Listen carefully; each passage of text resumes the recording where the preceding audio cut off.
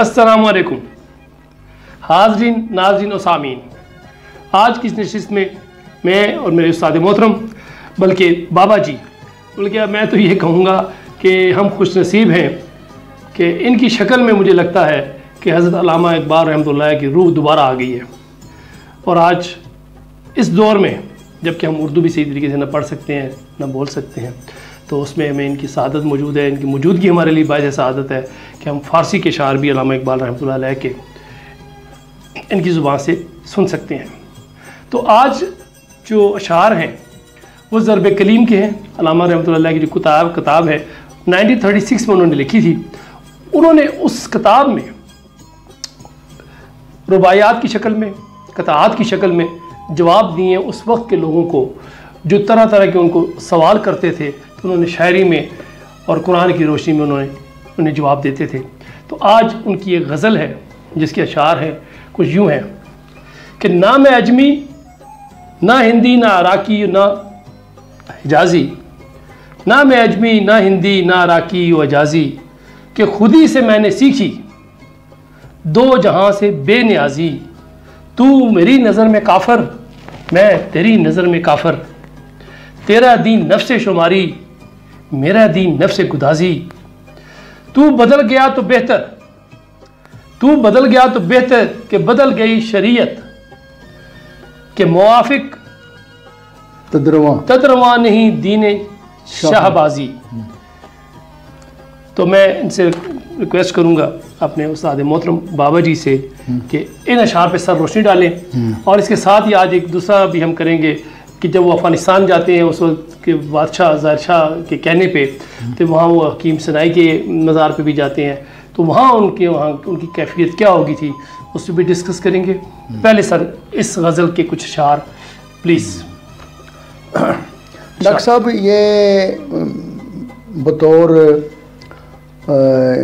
इकबालियात के तालिब इल्म के ना, जी सर, ये हमें जो है ना ये ज़हन नशीं रहनी चाहिए कि इकबाल का पूरा कलाम जो है वो बुनियादी तौर पर वो चाहते हैं कि यानी जितनी भी ग़ुलामी की शक्लें हैं वो तोड़ना चाहते हैं। और अब उस ग़ुलामी जो बहुत कि तह दर तह मुसलमानों के जो है ना वो यानी ज़िंदगी में दर आया था ना, और जैसे वो अपने इब्लीस की मजलिस शोरा में उसका मशीर जो है ना वो यानी इब्लीस को मुखातब करके कहता है कि इसमें क्या शक है कि मुकम है ये इब्लीसी निज़ाम, मुस्तहकम है, बड़ा मजबूत है। हाँ, क्योंकि हमारे रहनुमा, इसमें कोई शक नहीं कि जो तू बड़े एतमाद से जो बयानिया दे रहा है इसमें वाकई है कि पूरी दुनिया जो है इस वक्त जो है ना तेरी इब्लीसियत के हवाले से। और देखो लफ्ज़ क्या इस्तेमाल किया इकबाल ने, इसमें क्या शक है कि महकम है ये इब्लीसी निज़ाम, पुख्ता तर इससे हुए ग़ुलामी में अलाम। यानी जब इंसान की खूब आदत बन जाए तो उसको तोड़ना बड़ा मुश्किल है। तो इकबाल जो है ना मैं देखता हूँ कि वो यानी मुसलमानों में स्पेशली जो है, वैसे तो इकबाल तो पूरी बनी नौ इंसान का शायर है, लेकिन स्पेशली एशिया में वो एक जगह वो कहते हैं कि अता हुआ है खसो खाशाक एशिया मुझको, कि मेरे शोले में है सरकशी और बेबाकी, कि मैं तो आया ही इसलिए हूँ कि ताकि तनाब ना ये घास फूस को यानी जो दबे हुए लोग हैं इनको उठाऊँ ना, ऐसे ही है। तो वो यानी अब देखें ना कि वो जो अहद ग़ुलामी से आप देखें ना कि मुसलमान जब भी, मैं तो कहता हूँ इकबाल ने तो ये कहा है कि दुनिया में किसी जगह भी अगर जब वो ग़ुलामी और जनाब ना ज़वाल होते हैं तो जो शायरी भी इस किस्म की डेवलप हो जाती है। तो उस दौर में जो अब इकबाल ने जो पहली बड़ी ज़रब लगाई है तो उनका नुक्ता नज़र ये था कि ये जो तुम गम जाना और गम दौरा के चक्कर में फंसे हुए हो, जानू के चक्कर में, हाँ, गम जाना और गम दौरा, और तकाजा ये करता है अदबियात का कि तुम कुछ, तो क्या खूबसूरती से वो कहते हैं कि इश्क अब पैरवी अकले खुदा दाद करे। वो कहता हो कुछ ख्याल करो फनकारो अदीबो हैं जी। इश्क अब पैरवी अकले खुदा दाद करे, आबरू कूचाए जाना में न बर्बाद करे। क्या कर रहे हो? इसके मजाजी में ये टाइम ज़ाया है। कहता है ये तो गमे जाना गमे दौरा के चक्कर से निकलो, और जो 200-300 साल से तुम उसमें दबे हुए। इश्क अब पैरवी अकले खुदा दाद करे, आबरू कूचाए जाना में न बर्बाद करे, कोना पैकर में नई रूह को आबाद करे, या कोना रूह को तकलीद से आजाद करे। यानी अपनी जो ये खाकी जिस्म है, मतलब है कि पूरी अदबियात, इसका उन्वान भी इकबाल ने अदबियात रखा है कि भाई बड़ी ज़रूरत है कि आज के दौर में तुम उस डगर से हटके बिल्कुल तुम कुछ वो एक है अक्ल खालिस, एक है अक्ल सलीम और अक्ल खुदादाद, लिहाजा वो एक किस्म का इनको समझा रहा है। अब जिस गज़ल का आपने हवाला दिया है जी, उसमें भी इकबाल ने जो है ना वो यानी है तो माखज़ उनका कुरान है बिल्कुल, हैं कि जिस तरह वो कहते हैं ना कि कुरान का बैसियत मजमुई मौक़िफ़ या नक्श तो ये है कि ज़हन इंसानी, डॉक्टर साहब गौर से सुने और मेरे बेटों मेरे नौजवानों, और मैं रिक्वेस्ट करता हूँ अपने ये दानिश्वरों से आर्टिस्टों से कि इकबाल के इस 2-3 जुमलों को बड़े गौर से सुनो कि ज़हन इंसानी का कायनात और खालिक़े कायनात के साथ जो रिश्ता है, जो तल्लुक़ है, कुरान उसका बरतर और आला शऊर पैदा करता है। यह है तौहीद। बिल्कुल। तो अब वो जो है ना, अब इसको शायरी में देखो वो कितनी खूब कहता है कि ना मैं अजमी ना हिंदी ना अराकी हो हिजाजी, कि खुद ही से मैंने सीखी दो जहां से बेनियाज़ी। क्या बात है। ना मैं अजमी ना हिंदी ना अराकी ओ हिजाजी, कि खुद ही से मैंने सीखी दो जहां से बेनियाजी। और अब उसका तकादा क्या बनता है कि तू, मैं तेरी नज़र में काफिर, तू मेरी नज़र में काफिर। अब दोनों का जो है जी जी कि मैं तेरे अफकार से इनकार करता हूँ तो लिहाजा तेरी नज़र में मैं काफिर हूँ, तू मेरे अफकार से इनकार करता है तो मेरी नज़र में तू काफिर। ये इनकार करने वाला है, इनकार करने वाला। तो कहता है कि तेरा जो तेरी अफकार है या सोच है उसके पेश नज़र कि तेरा दीन नफ्स शुमारी, कि तेरी ज़िंदगी मैं इतने साल का हो गया हूँ गिनती में और मेरा दीन नफ्स गुदाजी, कि मैं ज़िंदगी के हक़ाइक़ पर गौर करता हूँ। तू दिन पूरे कर रहा है, तेरा दीन नफ्स शुमारी, तू बसर कर रहे मैं गुजार रहा हूँ। हाँ, मेरा दीन नफ्स गुदाजी, तू बदल गया के बेहतर के बदल गई शरीयत, के मवाफ के तदरवा नहीं दीन शाहबाजी। तो मेरे बेटो तदरवा कहते हैं कोंक को, बटेरे को या तीतर को। अब इकबाल अल्लाह रहमा कहता है कि गुलामी ने तुम है तो शहबाज थे, बाज थे, लेकिन गुलामी की वजह से तुम जो है तीतर और बटेर बन गए। लिहाजा जनाब ना तुम्हारा टोटल तुम्हारी जिंदगी बदल गई। तुम शहबाज की या बाज की जो जिंदगी है उससे तुम जो है ना, तू बदल गया के बेहतर के बदल गई शरीयत, के मवाफ़ के तदरवा नहीं दीन शाहबाजी। तेरे दश्त दर में मैंने वो जुनून कहीं ना देखा, के सिखा सके खिरद को राह रस्म शाहबाजी। और आखिर में डॉक्टर जो बहुत बुनियादी बात वो कह रहे हैं, सबको एक जो जोड़ रहे हैं जी जी हैं? नवागर कहते हैं ये जितने भी हैं ना, यानी टीवी एंकर है, यानी स्टेज है, ड्रामा है, मुबल्लग है, मतलब है कि टीचिंग लाइन है, तबलीग है, ये सब को हम कहते हैं नवागर। अच्छा, समझाने वाले। हाँ, लेकिन इकबाल अल्लाह रहमा कहते हैं कि ये 20वीं सदी का जो नवागर है, ये शहनाई बांसुरी जो है बजा तो रहा है, यानी ये बातें तो कर रहा है, लेकिन जिंदगी से कटा हुआ है, रूह नहीं है, रूह नहीं है उसमें, रूह से नहीं कर रहा, दिल से नहीं कर रहा। ये अगर शहनाई जो है वो या बांसुरी जो है वो बड़ी मीठी भी है, सुरीली भी है, लेकिन वो जिंदगी से कटी हो तो उसका तो कहते ना जुदा रहे नवागर तब वो ताब जिंदगी से, कि हलाकिए उम्म है ये तरीके नए नवाजी। कहता हो ये कौमों को बेड़ा गर्क करने वाली बात है, बाज आ जाओ सही। और जो कुछ मैं कह रहा हूँ इसको फॉलो करो। अगर तुमने वाकई यानी ये ताज बरतानिया और नौबादियाती निज़ाम जो है इसे तुमने छुटकारा हासिल करना है तो तुम्हें इस डगर से हटके तुम्हें इस साइड पर आना और तुम्हें अपनी सारी जो वो जो असलूब है शायरी का, मुसव्वरी का, हैं यानी फ़न का, आर्ट का, उसमें तुम्हें तब्दीली डालना पड़ेगी ताकि जो है ना हर शोबे फिक्र में वो कह रहे हैं कि यार इसको उजागर करो, इसके ज़रिए इस्लाम को फैलाओ, कुरान को समझो और कुरान को आगे लोगों तक पहुँचाओ, इस पैगाम को पहुँचाओ। हाँ।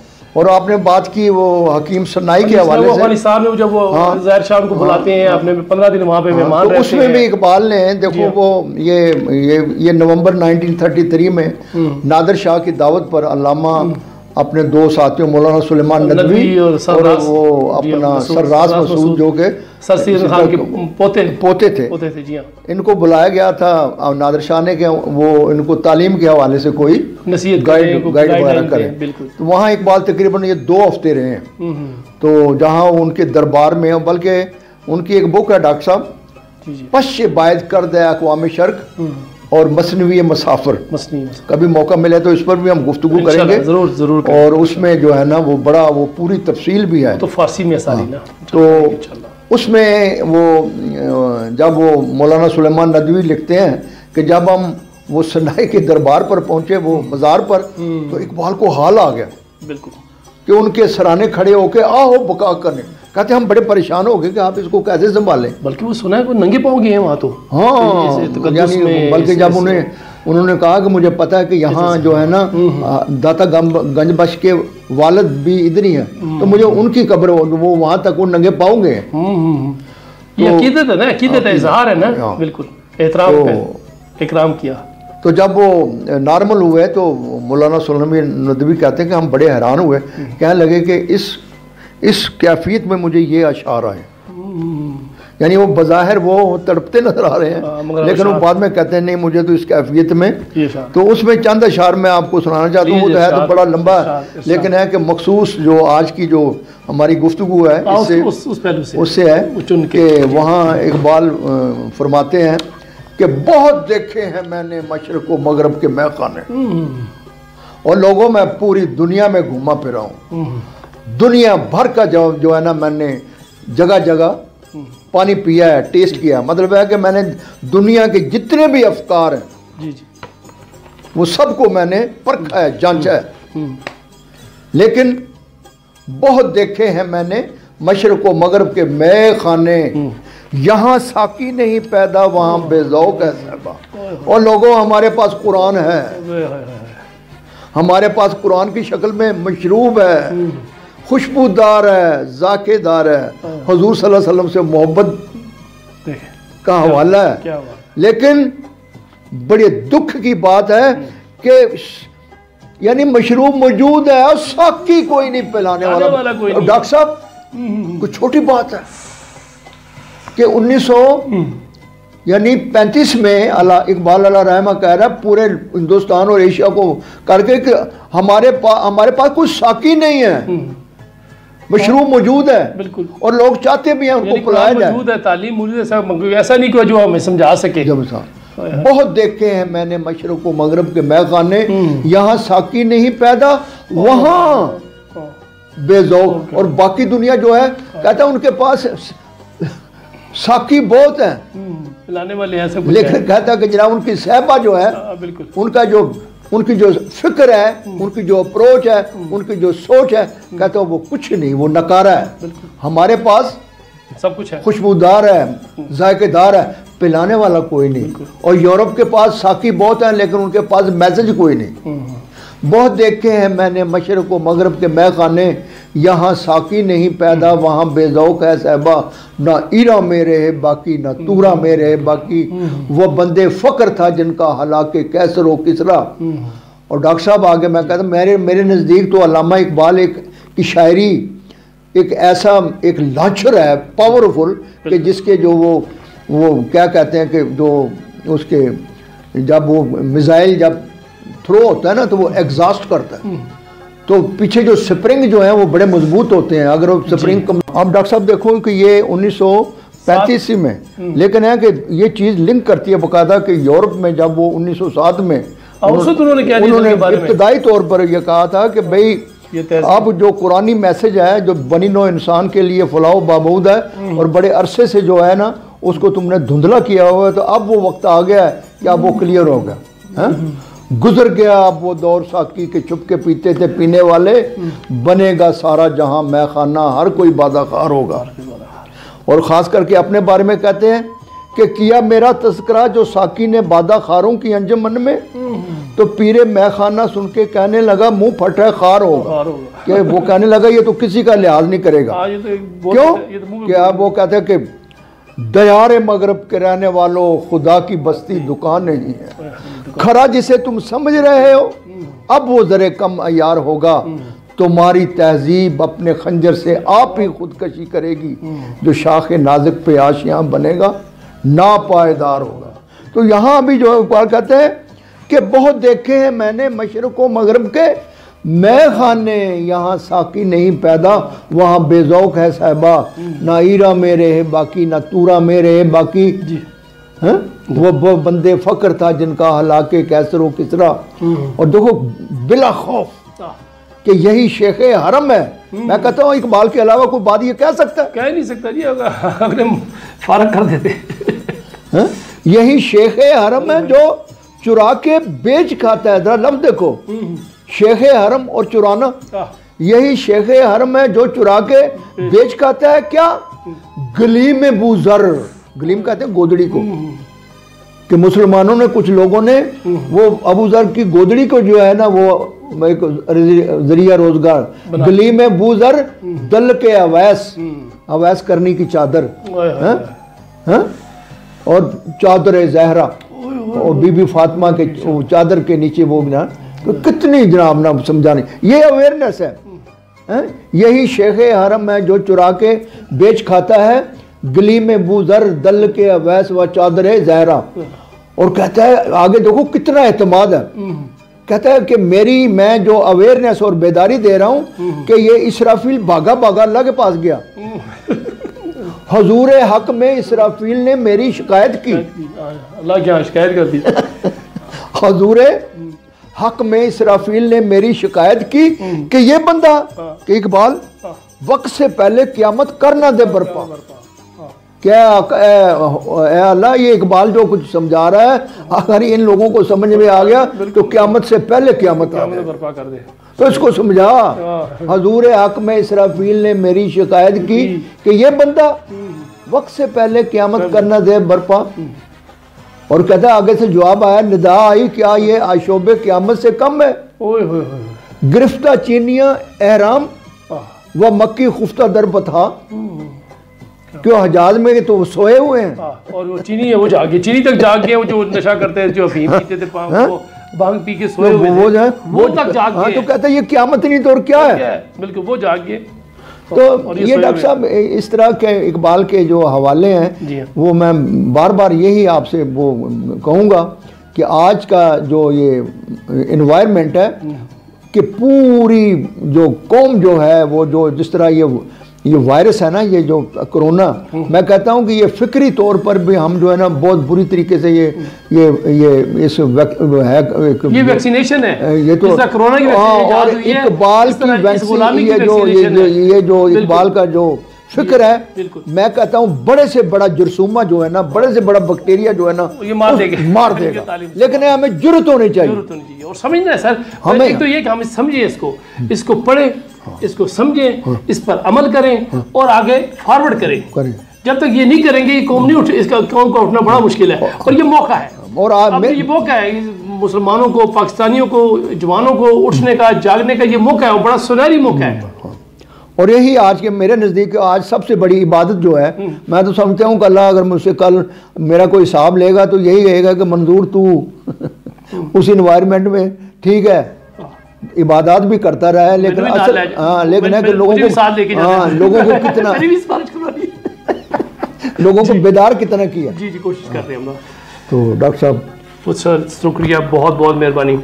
तो इसके साथ ही हाज़रीन, नाज़रीन और सामीन, ये बातें सिर्फ वक्त गुजारी के लिए नहीं हो रही, ये लम्हा फिक्रिया है और ये वो लम्हात हैं। बिल्कुल बिल्कुल कि यूँ समझे कि अल्लामा इकबाल के दौर में हम जी रहे हैं और अल्लामा इकबाल की रूह जो है वो दोबारा इनकी सूरत हमारे सामने आ गई है और वो दोबारा कलाम जो है, अपना कलाम हमें समझा रही है, हमें जगा रही है। जिस तरीके से उन्होंने 1930 से लेके, बल्कि 1907 से लेके 1938 तक जगाने की कोशिश की है, वही इशार बज़ुबाने अपने उस्ताद मोहतरम 80 साल जवान माशाअल्लाह इनकी ज़ुबान से सुन रहे हैं। ये हमारे लिए खुश नसीबी, हमें इस पर अमल करना होगा और अपने बच्चों को, अपनी औलाद को, अपने साथियों दोस्तों को समझाना होगा और साथ में आगे मज़ीद फॉरवर्ड करना होगा आने वाली नस्लों के लिए। आइए, ये दिन है, ये जाग जाएं, ये मौका है। जबकि हमारी आबादी का 65% यूथ है, जवान है, हमारे पास बहुत बड़ी ताकत है। तो आइए इस पे अमल करते हुए, इस दुआ के साथ कि अल्लाह हमें इस पे अमल करने की और सादत नसीब फरमाए कि हम अपने बच्चों को भी ये सिखा सकें। इसके साथ ही इजाज़त दीजिए। पाकिस्तान जिंदाबाद।